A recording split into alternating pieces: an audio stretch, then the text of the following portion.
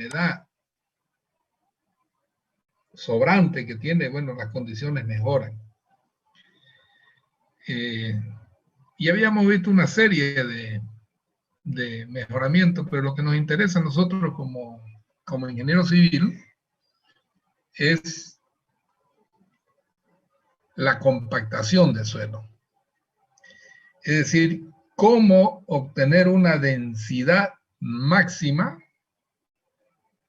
mediante una humedad controlada, denominada humedad óptima. ¿Ya? Y todo el mundo sabe de que el suelo está formado por partículas de tamaño y forma variada, y que entre estas existen espacios intergranulares llamados vacíos, que se hallan llenos de aire, agua o de ambos a la vez. Sabemos también que cuando una masa de tierra está en estado suelto, ocupa mayor volumen, porque tiene mayor número de vacíos.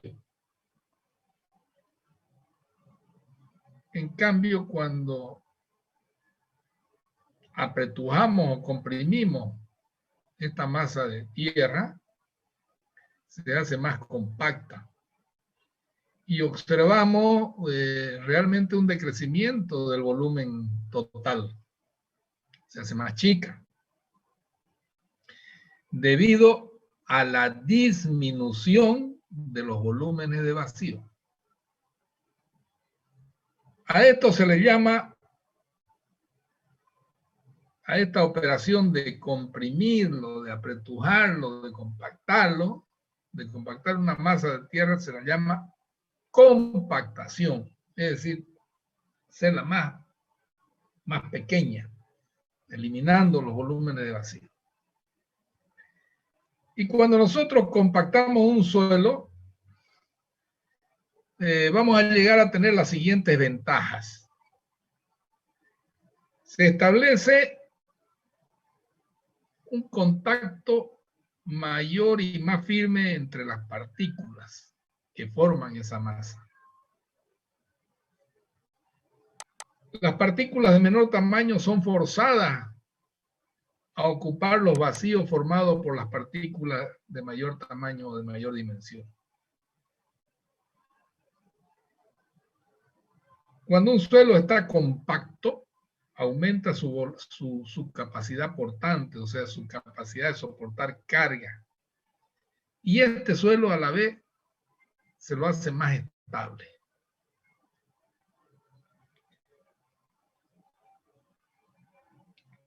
Cuando las partículas se hallan firmemente adheridas después de la compactación, la masa del suelo será más densa y su volumen de vacío quedará reducido a un mínimo. Por lo tanto, la capacidad ya de absorber agua de un suelo quedará reducido por efecto de la compactación. Es decir, de ser una esponja a ser algo muy denso, bueno, ya no va a entrar mucho el agua, es decir, no nos va a molestar el agua.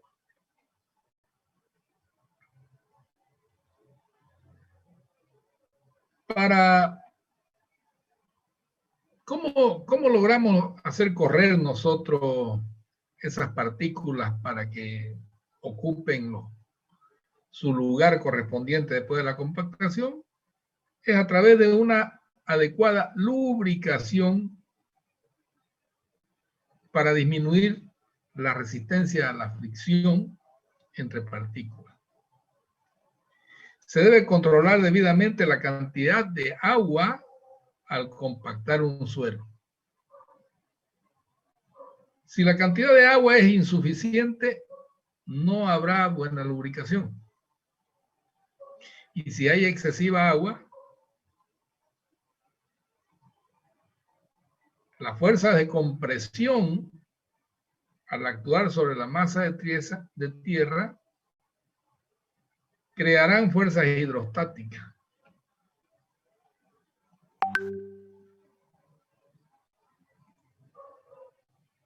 que empujarán y tenderán a separar las partículas. Y las fuerzas de compactación serán absorbidas por el agua, que prácticamente es un líquido invisible. Y bueno, y al final la compactación será deficiente. Menor cantidad de agua o mayor cantidad de agua provocan una mala compactación. Por lo tanto, nosotros debemos buscar la cantidad de agua necesaria para lubricar el suelo y de que éste ofrezca la menor resistencia al apretujarlo o al pasar fuerzas que tiendan a compactarlo. Bien, ¿cómo nosotros podemos observar esta situación?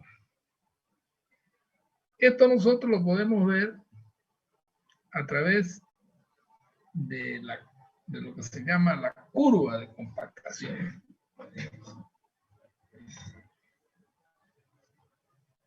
¿Y cómo está formado esto? Vamos a ver nosotros de que cuando se va compactando un suelo bajo diferentes condiciones de humedad,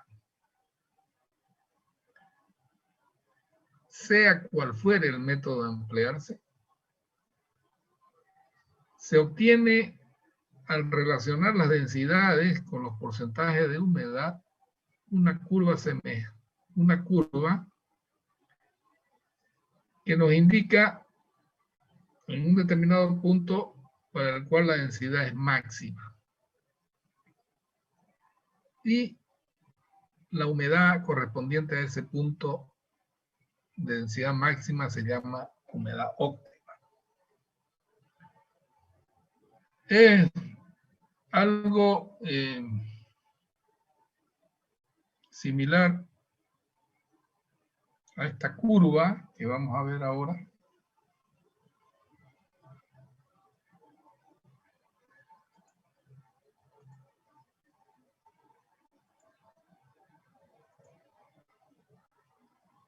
¿Están viendo? Sí, se ve. Esta de aquí de abajo, la curva donde vemos en las ordenadas densidad referida al peso del material seco versus el contenido de humedad en por ciento, W en por ciento. Ya, sea cual fuera el método de compactación que nosotros realicemos, nosotros podemos obtener esta curva, denominada curva de compactación. Y vamos a ver de que cuando empezamos a realizar la compactación con un material que tiene menor humedad a lo referenciado en este punto máximo de aquí, que vendría a ser la humedad max o la humedad óptima, vamos a ver que cuando compactamos el suelo con menor humedad a la óptima, siempre la tendencia de la curva es aumentar la densidad cuando se va compactando. Es decir, nosotros empezamos con este punto de aquí y vamos a ver que vamos a obtener bajo esa forma de compactar, que va a ser la misma, por supuesto, para todo, de que la densidad es pequeña. Pero si aumentamos un poco la humedad, bueno, vamos a ver que conforme vamos aumentando la humedad y bajo las mismas condiciones de compactación, bueno, la densidad va creciendo. ¿Por qué? Porque hay mejor reacomodo de los granos debido a la lubricación al aumentar la cantidad de agua. Hasta que llegamos a un punto tal donde la densidad se hace máxima y a esto nosotros lo denominamos humedad óptima. Densidad máxima bajo una humedad óptima. Y si ya de ahí para adelante, seguimos aumentando agua, pues ya estamos saturándolo al suelo y van a aparecer fuerzas hidrostáticas que no nos van a dejar compactar ese suelo, y conforme vamos aumentando agua y más agua y más agua, bueno, las densidades van cayendo. ¿Por qué? Porque las fuerzas hidrostáticas del agua no nos permiten un reacomodo de los granos. Esta es una curva, la curva de compactación, que se la obtiene en laboratorio bajo ciertas modalidades o ciertos ensayos que se llaman ensayos de compactación. ¿Ya? ¿Qué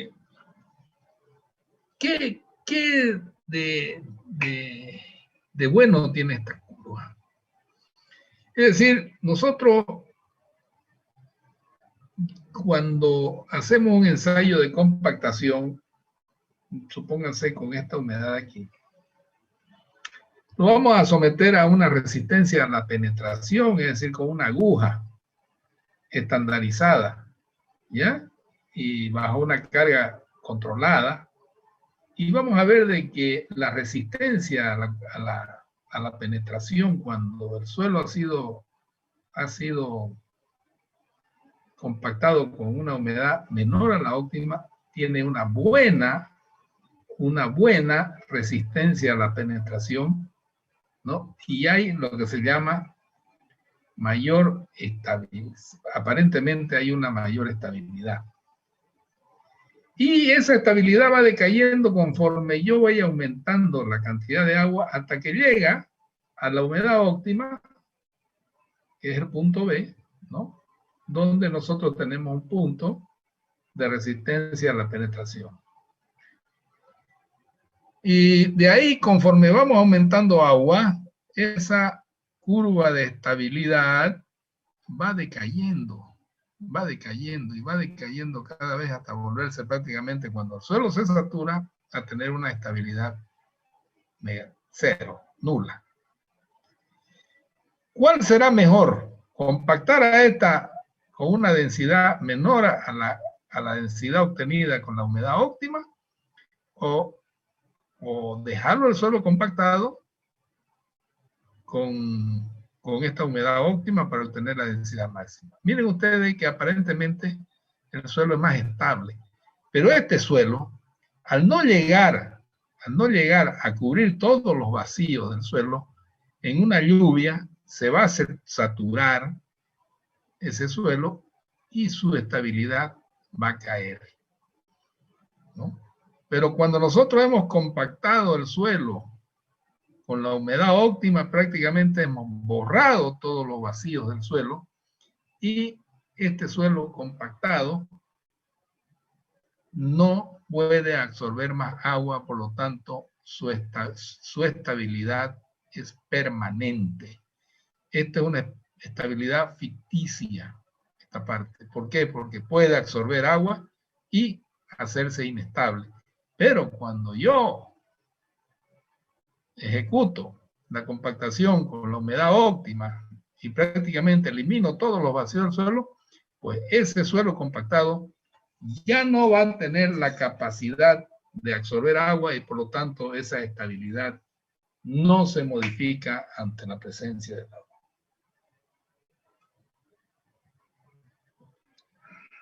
Qué importante que es eso. Para el trazado de esta curva, es conveniente determinar 5 puntos de compactación, procurando que 2 de ellos queden en la rama seca, es decir, de la humedad óptima hacia la izquierda, uno cerca de la humedad óptima, al punto de densidad máxima, y los otros 2 restantes en la zona húmeda, es decir, de la humedad óptima hacia la derecha. A esto de aquí, a esta parte de la curva se le llama rama izquierda o rama seca, y a esta rama derecha o rama húmeda. Bien, entonces esa es una de las condicionantes ¿no?, que dan las normativas de compactación, que para construir esta curva nosotros necesitamos como mínimo 5 ensayos de compactación.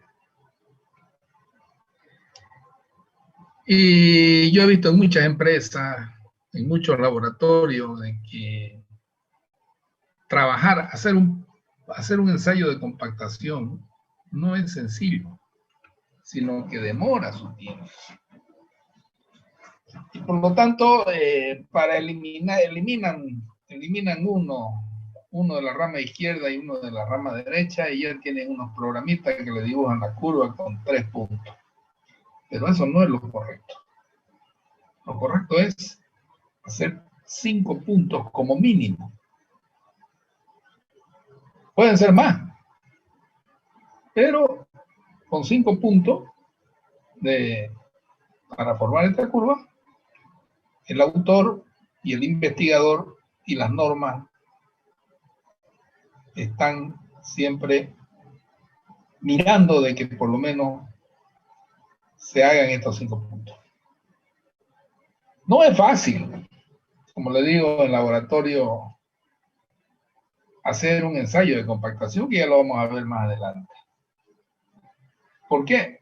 Porque es moroso, necesito preparar el suelo, entregándole la humedad más o menos que nos pueda llevar a tener una humedad óptima. Es decir, comenzando con, qué sé yo, con un 8%, después con un 10%, después con un 12%, y así sucesivamente ir aumentando por lo menos a 10 puntos, hasta llegar a un porcentaje de un 10% superior al que yo había empezado, ¿no? Y vamos a ver de que las primeras compactaciones, cuando hagamos en un determinado tipo de suelo, pues la humedad óptima siempre la vamos a tener, digamos, por ahí cerca de los puntos que estamos eligiendo, ¿no? Y ya vamos a ir conociendo también, cuando empecemos a trabajar en laboratorio, digamos, para los diferentes tipos de suelo, cuál es más o menos su humedad óptima que tiene un suelo granular, un suelo mezcla de granos con finos, o suelos finos como limos y arcilla. Bueno, eso ya son las experiencias que se llevan en el laboratorio, pero si hay un laboratorio es para hacer cumplir las normativas. Esta curva de compactación, que es la que nos rige prácticamente qué humedad debo usar para compactar y aplicarlo en campo, ¿no? Porque yo estoy haciéndolo esto en laboratorio, también lo debo aplicar en campo. Es decir, a ese suelo que yo voy a compactar, le voy a dar la humedad obtenida en laboratorio, la humedad óptima, para obtener una buena densidad de campo. Pero primero vamos a ver lo que se hace en laboratorio para poder obtener esta curva.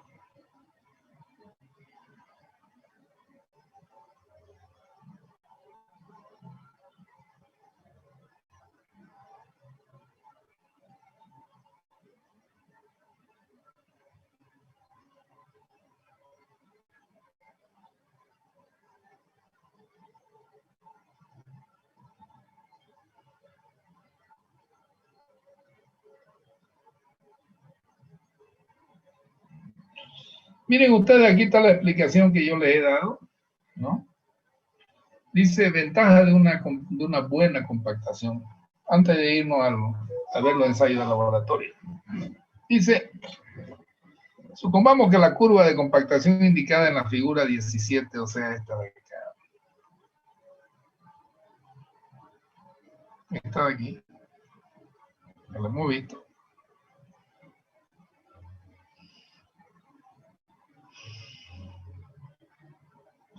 Corresponde al material del terreno de fundación que debemos compactar.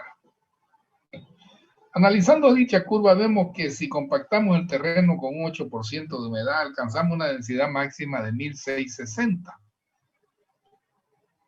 kilogramos por metro cúbico. Curva 17A, dice. En este punto, la resistencia a la penetración, curva 17B, es elevada y aún mayor a la del punto de humedad óptima y densidad máxima. A primera vista parece más conveniente compactar en estas parecidas condiciones de humedad. Pero si observamos con detenimiento la curva 17C, veremos que en este caso, en este estado de compactación, el suelo tiene un gran volumen de vacío de 38,5%.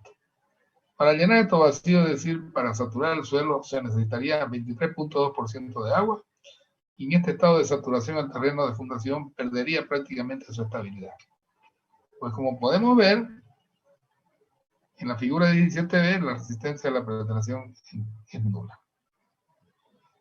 En cambio, si compactamos el terreno a la humedad óptima y densidad máxima, su resistencia a la penetración sería elevada y su volumen de vacío habrá quedado reducido al mínimo, 28,6. Necesitando, por lo tanto, menor cantidad de agua para saturarse, 14,9%. Además, podemos observar que en este estado de saturación, el terreno tiene aún una estabilidad apreciable, pues su resistencia a la penetración es de 1000 libras por pulgada cuadrada. ¿No? Está indicándonos esto. Bajo las condiciones de saturación, ¿no?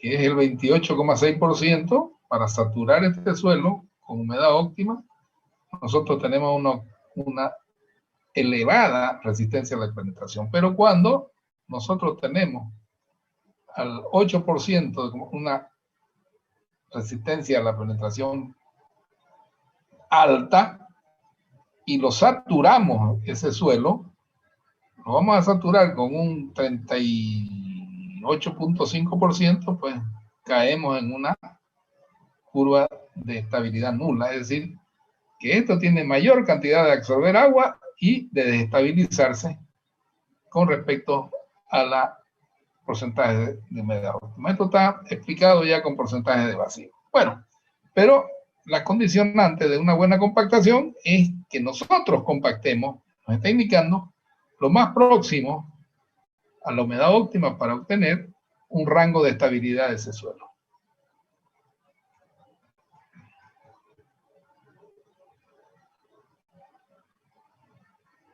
Bien.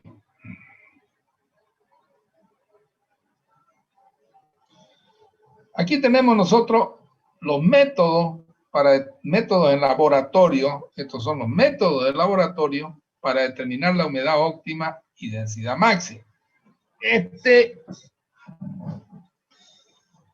la actualidad se conocen varios métodos para determinar la humedad óptima y la densidad máxima de un suelo.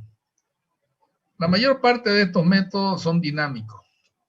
¿Qué significa dinámico?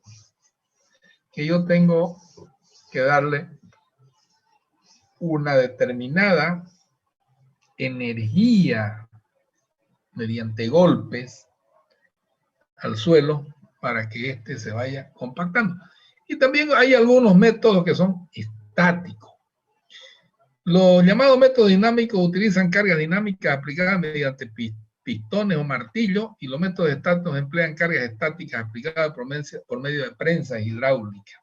Es decir, yo también puedo tener un molde lleno de suelo, con una determinada humedad ya aplicada, y meterle un gato que apriete ese suelo, y bueno, lo va a compactar también, ¿no? Porque va a eliminar los vacíos. Pero no son tan efectivos estos métodos estáticos, porque no hacen que mediante la dinámica de los golpes, los granos se vayan moviendo y vayan ocupando los espacios que dejan los granos más gruesos. Los granos pequeños se meten entre los huecos de los granos gruesos, ¿no? Los métodos dinámicos más empleados en la actualidad son los estandarizados por la Asociación Americana, que representa los departamentos de carretera de los 50 estados de la Unión, más conocida como AASHTO. Ahora es AASHTO, ya no AASHO. Y tenemos dos métodos. El método AASHTO estándar T99, que está acá, esta parte, el 1, y el método AASHTO estándar T180. Bueno, estos dos métodos, ¿en qué consisten? Este método corresponde en líneas generales al conocido anteriormente como método estándar o Proctor. Proctor T99 también era, ahora es método estándar. Antes se llamaba Proctor 99, ahora ya es método estándar, método AASHTO de compactación estándar T99. La diferencia básica con el método Proctor está en el empleo de dos cilindros o moldes para los ensayos de compactación. Uno de 4 pulgadas de diámetro interior, que era el empleado anteriormente, y otro molde de 6 pulgadas de diámetro interior. Para la compactación se emplea un martillo o pistón de 5.5 libras, 2,5 kilogramos de peso. El material a emplearse se coloca en capas de aproximadamente igual espesor y cada capa se compacta haciendo caer el martillo desde una altura de 12 pulgadas, o sea, 30 centímetros y medio. Si se utiliza el molde pequeño de 4 pulgadas, el material se compactará haciendo caer el martillo 25 veces sobre cada capa. En cambio, si se utiliza el cilindro grande de 6 pulgadas, se hará caer el martillo 56 veces sobre cada capa. La compactación debe hacerse en forma uniforme, haciendo caer libremente el martillo y distribuyendo los golpes sobre toda el área. Bueno, el método, estos son cilindros metálicos que tienen una determinada altura. Acá no la puedo apreciar muy bien. Tiene una altura de 4,59 pulgadas de altura y un diámetro de 4 pulgadas y media externa y 4 pulgadas interna. ¿Ya? Esto es el diámetro del cilindro este metálico. Bueno, y se lo agarra con mariposas y bueno, para que no se mueva este cilindro. Además tiene un collarín que se pone encima. Este collarín permite de que yo pueda compactar hasta este punto. Es decir, lo puedo rellenar esto, lo puedo rellenar hasta más altura y después irlo arrasando hasta que quede este molde en este nivel. ¿Ya? Entonces, para el molde de 4 pulgadas, que era el Proctor 99, ahora ya el estándar T99 es de que se puede hacer en dos cilindros diferentes. Uno de 4 pulgadas y el otro de 6. Para el de 4 pulgadas, yo debo de compactar en 3 capas, más o menos iguales, entregando por capa 25 golpes, con un martillo, con una caída libre de 30 pulgadas, de 30 centímetros y medio, y un martillo de 2,5 kilos de peso, ¿no? Eso era, ¿no? 2,5 kilogramos o 5,5 libras. Entonces debo dar 25 golpes en esta capa, totalmente uniformizado con este martillo. Es un martillo que yo lo voy asentando, está asentado sobre el suelo, y levanto este martillo, los 30 centímetros y medio, y lo dejo caer. Y lo voy moviendo, voy dando tocón, voy dando los golpes uniformemente sobre todo el área. Terminado de compactar la primera capa, he hecho material, más o menos como una segunda capa, y vuelvo a hacer la misma operación. Claro que ese material para este ensayo tiene una determinada humedad, y esa humedad tiene que ser uniforme para las 3 capas. Ese es un ensayo, un punto de compactación de la curva, con una determinada humedad. De ahí aumento humedad al mismo material y hago la misma compactación. Después aumento humedad y hago la misma compactación. Entonces, ¿qué es lo que va a pasar? Que una vez obtenido la compactación y enrasado esto, yo voy a poder desmoldar, ¿ya? Desmoldar, o ya todo este material de aquí, todo esto ya tiene peso conocido, saco el collarín, enraso y peso todo esto y le descargo todo el peso del fierro. Y voy a tener el peso del material húmedo. Y ya tengo también un determinado volumen, porque este es de volumen conocido, ¿no? Tiene 944 centímetros cúbicos, ¿no? Entonces, yo el peso que obtenga del material compactado lo voy a dividir entre este material y voy a tener la densidad húmeda. De ahí agarro, una vez tenga la densidad húmeda, saco un poco de este material, lo meto al horno, lo seco y veo la humedad con la que he compactado. Entonces, voy a poder ya con esa humedad de compactación que yo he hecho, voy a poder obtener el peso seco. Y ese es el que se grafica acá en la curva. Este es el peso seco, es lo que está acá. Ya dice densidad referida al peso del material seco. ¿Ya? Entonces, obtengo la densidad húmeda, le quito la humedad que me da al secar el material en el horno y disminuyo al volumen ese y bueno, y puedo obtener la densidad seca. Ese es para el molde de 4 pulgadas. Para el molde de 6 pulgadas, para el molde de 6 pulgadas, que está acá, ¿ya? Que también tiene este método estándar T99, tiene 4 subdivisiones, A, B, C y D. Los métodos T99A y T99B corresponden a los materiales que pasan al tamiz número 4, 4.76 milímetros, y los métodos T99C y T99D a los suelos que pasan al tamiz 3/4 de pulgada. Estos pueden hacerse tanto en el molde de 4 como en el molde de 6 con la misma nomenclatura, pero no mezclen ustedes ensayos hechos con el molde de 4 y el molde de 6, no. Mejor es hacer o todos con 4 o todos con 6.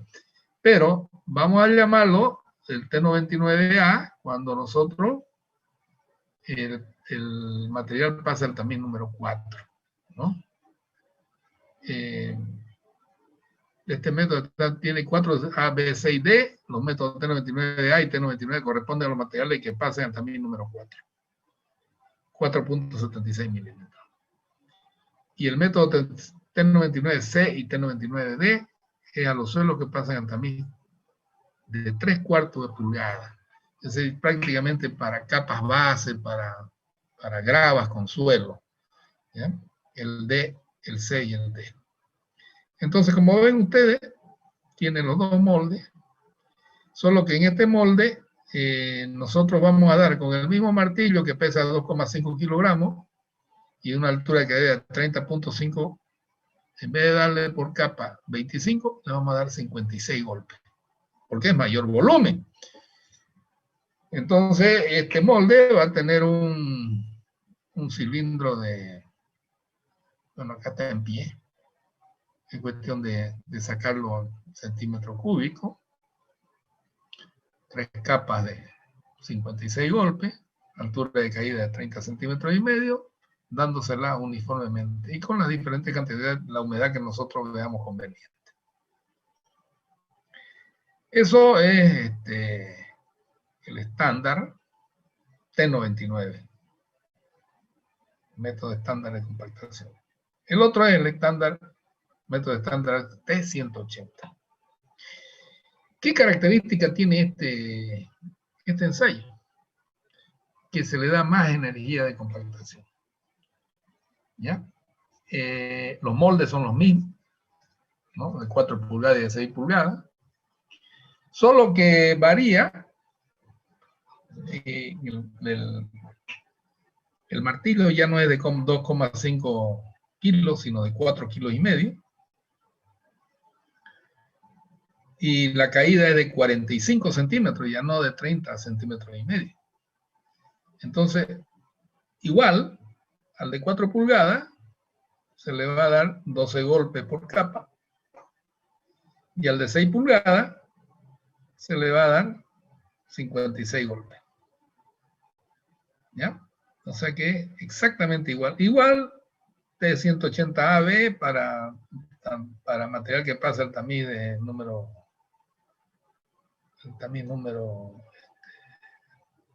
4 de 4, número 4. Y 6D para el tamiz 3/4. Materiales que pasan el tamiz 3/4. ¿Ya? Entonces nosotros vamos a obtener diferentes densidades, es decir, la realizada con el método estándar T99 y T180 son diferentes. ¿Por qué? Porque mayor ha sido la energía de compactación. Por lo general, le digo yo así, y se lo voy a explicar muy severamente, que no se les olvide nunca, ¿dónde nosotros podemos utilizar el T99 y dónde vamos a utilizar el T180? El T99 generalmente son para vías donde no va a haber un tránsito muy pesado. Y además que también la energía de compactación que yo dé en el T99 no sea destructiva. Si yo estoy, por ejemplo, pavimentando una calle de una ciudad, no le voy a dar con la del T180 porque voy a quebrar todas las cañerías, voy a deshacer el sistema de pavimentación, o sea, el sistema de aguas pluviales, todo lo que esté por debajo lo voy a hacer bolsa. Entonces debo de compactar con una energía que sea buena, que me dé una buena compactación, pero que también me preserve todas las obras básicas que tenemos dentro de una ciudad. Y bueno, la T180 la voy a utilizar donde voy a tener cargas, un paso de camiones pesados, ¿no? Como son las carreteras, donde ahí vamos a ver qué es lo que se transporta, ¿no? Camiones de un eje, camiones de 2 ejes, camiones de 3 ejes, camiones multiejes, ¿no? Entonces, la energía máxima que nosotros podemos dar es con este estándar de 180. ¿Por qué? Porque esto me va a asegurar una buena base, ¿no? De apoyo. Voy a tener un buen pavimento, ¿no? Y le voy a indicar a ustedes de que nosotros, por ejemplo, un camino, ¿no? Más o menos de esta forma. Acá están sus cunetas. Y este es prácticamente el suelo de fundación, que es así. Y esto es el cuerpo del terraplén, más o menos hasta por acá. De ahí viene una capa última que se llama una capa de suelo mejorado, que se llama surrasante mejorada. Esto es terraplén, todo esto de acá es terraplén. Esto es una capa de surrasante mejorada. Aquí hay una capa de subbase granular, una capa base granular, ¿no? Por ejemplo, una subbase, y esta podemos decir que es una base que es de mejor calidad. Y por último, aquí tenemos la carpeta de rodadura, que puede ser rígida o puede ser flexible. La rígida es la referente al hormigón, ¿no? Y la flexible es el asfalto. También hay otro tipo de capa de rodadura que son las articuladas, como las losetas, ¿ya? Pero en la carretera o se usa asfalto o se usa, esto se llama capa de rodadura. O capa de rodadura. Lo que ustedes conocen como asfalto, dicen, vamos al asfalto, pero en realidad esta es la carpeta de rodadura o la capa de rodadura. La capa base, esta es la subbase,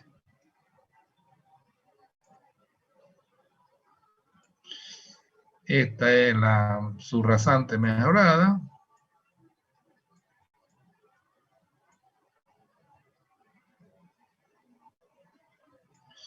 este es el terraplane, desde acá hasta acá, cuerpo del terraplane, y esta es la fundación.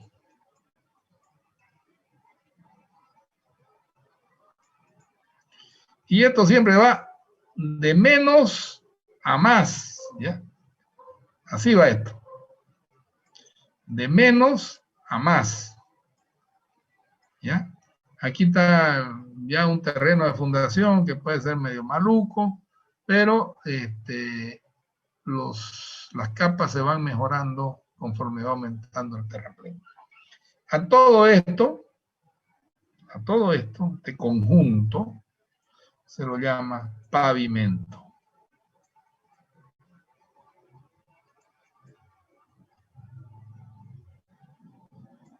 ¿Ya? Todo este conjunto se llama pavimento. No confundan ustedes de decirle pavimento rígido a esto o pavimento flexible. Esta es la carpeta de rodadura o la capa de rodadura de un pavimento rígido. Es decir, el conjunto va a trabajar para soportar una capa de rodadura rígida o una capa de rodadura flexible, ¿ya? Por eso nosotros llamamos pavimento flexible o pavimento rígido cuando, dependiendo de qué es lo que se utiliza aquí arriba, ¿ya? Pero todo este conjunto, fundación, terraplén, subrasante mejorada, subbase, base y capa de rodadura, se le llama pavimento. ¿Ya? Entonces, todo esto, nosotros de las normativas nos van a explicar cómo y qué es lo que yo debo hacer para cada uno de estos componentes, ¿ya? Es decir, aquí puedo utilizar suelos, por ejemplo, que tengan un porcentaje de CBR menores a 3.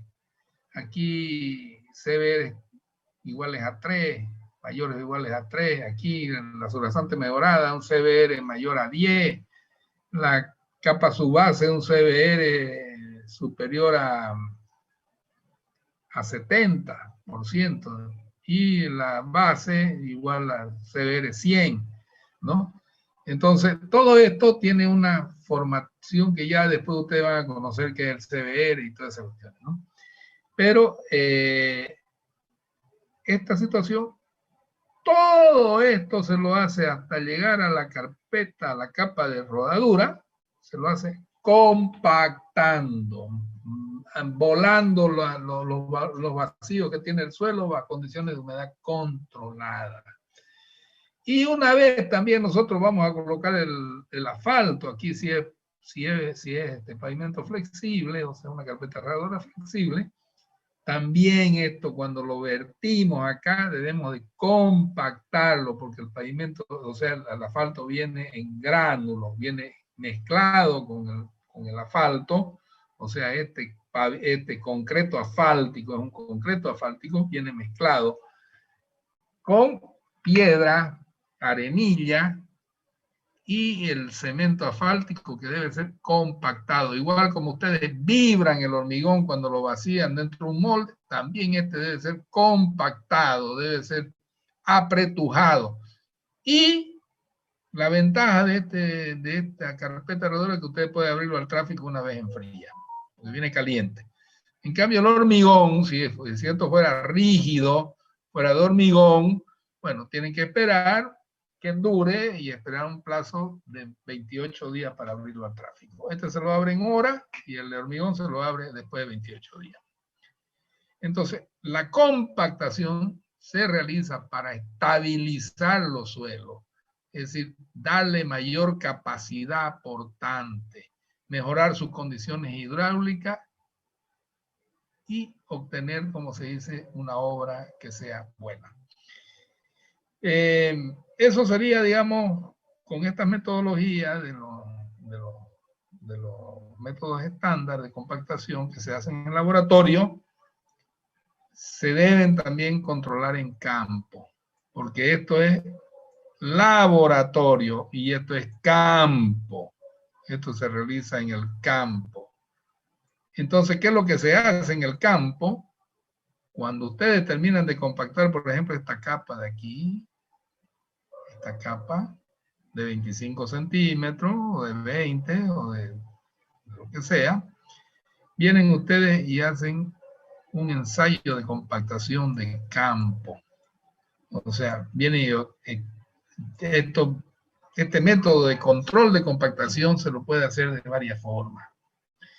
Hay los métodos nucleares, que es una máquina que se para, mete una aguja ahí adentro del suelo y a través de un sistema que tienen aplicado dentro de la máquina, nos indican y nos dan directamente la humedad y la densidad que tiene el material. Entonces, esta humedad y esta densidad de campo debe ser comparada, esto es campo, la obtenida en campo tiene que ser comparada con la obtenida en laboratorio. No va a ser al 100% del laboratorio, tiene un rango, porque esto es controlado, esto está muy controlado en el laboratorio, esto no es lo mismo.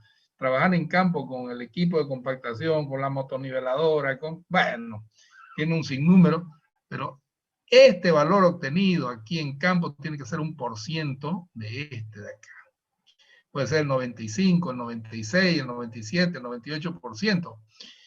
Todo de acuerdo a lo que nos digan las especificaciones técnicas. Que nosotros en campo debemos obtener un porcentaje de compactación, ¿no? Menor al obtenido en laboratorio, ¿ya?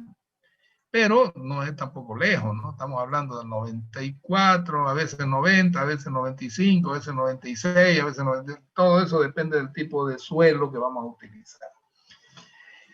Esos controles de compactación en campo se los realizan, ya les digo, con aparatos nucleares o haciendo un agujerito aquí, un agujero controlado que se le mete agua en una vejiga y se mide exactamente el volumen de tierra que es sacado de aquí y peso ese material que obtuve acá y el peso sobre el volumen me da la densidad. Pero también tengo que sacar la humedad que tiene para encontrar la densidad seca. Entonces, ese es otro método. También hay otro método también del método del cono de arena, ¿ya? Que también eso se hace un hueco acá y se pone una plancha y se mete un cono aquí, un cono así invertido, se lo pone y se le echa arena aquí hasta que este cono se llena. Entonces, pero es una arena especial, se llama arena de Ottawa, que me va a dar el volumen de arena que yo he introducido, ¿no? Y eso automáticamente esta arena tiene un determinado peso específico y yo a través de ese volumen y el peso específico sé cuánto es lo que el peso específico obtenido de acá. También ese material debe ser lavado al laboratorio para sacarle su humedad y disminuir para buscar la densidad seca. Esa metodología están la densidad, o sea, de cómo obtener en campo, están también mencionadas acá en este libro.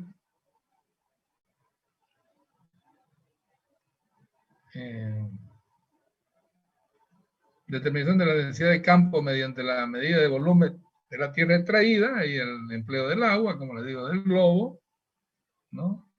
Empleo de aceite grueso también, empleo de la arena, ¿no? La arena de Ottawa, como les digo, el cono de arena se lo pone así, se vacía. Y también hay, como le digo, los densímetros, métodos nucleares, ¿no? Para determinar la humedad, o sea, la determinación de las densidades. Bueno, eso sería, digamos, lo referente a el tema de compactación. Yo les voy a pasar este librito a ustedes para que lean todo este tema completo, y este también va a ser un tema de examen. Es decir, léanlo con calma. Este capítulo se llama... les voy a dar número de página, de dónde a dónde van a leer.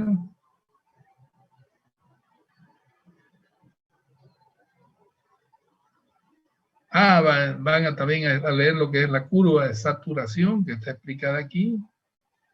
La curva de saturación representa las densidades de un suelo en estado de saturación, ¿ya? Es decir, cuando el volumen de vacío ha sido totalmente llenado de agua. Por eso es que está por fuera de la curva de compactación, ¿ya? Eso no se emplea, no se usa mucho, pero es bueno conocer su significado. Ya.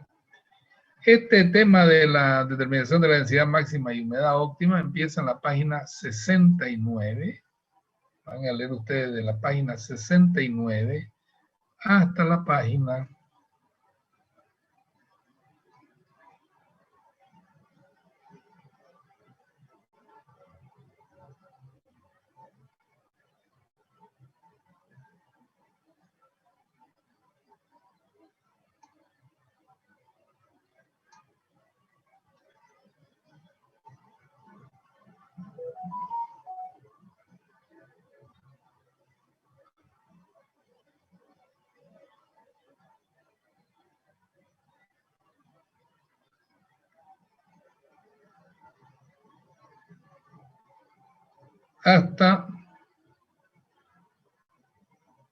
69 hasta la página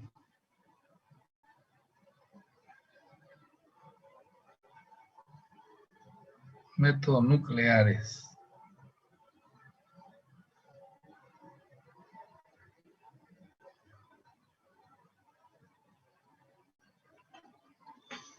Hasta la página 107.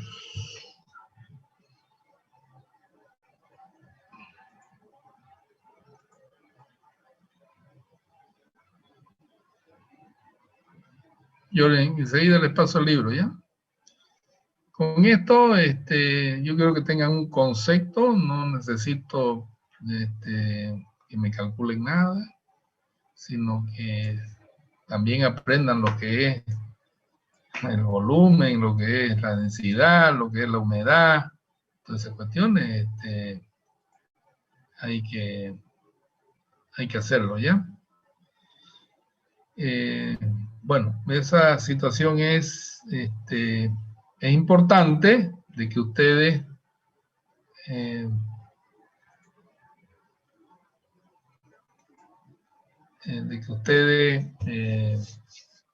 lo lean por lo menos, ¿ya? Yo los voy a ayudar entregándoles esta bibliografía para que tengan de dónde ahora se las envío, ¿ya? Por el WhatsApp. Inmediatamente vamos a entrar al WhatsApp.